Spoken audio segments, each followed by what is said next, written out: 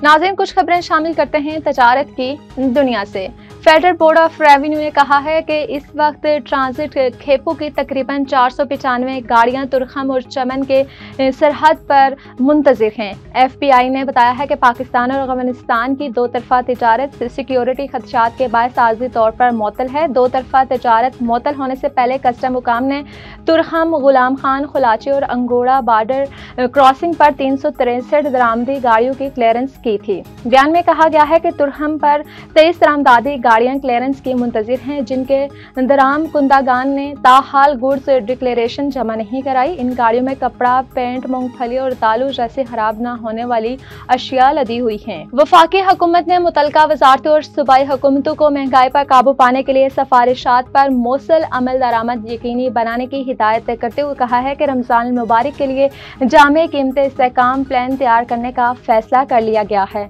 वजीर खजाना मोहम्मद औरंगजेब की जेर सदारत काबीना की इक्तसादी कमेटी का इजलास हुआ, जिसमें बताया गया है कि हुकूमत रमजान मुबारक के लिए जामे कीमती इस्तेहकाम प्लान तैयार करने का फैसला किया है और ECC ने तमाम मुतलका वजारतों और सूबाई हुकूमतों को महंगाई पर काबू पाने के लिए सिफारिशात पर मुसल अमल दरामद यकीनी बनाने की भी हिदायत की है।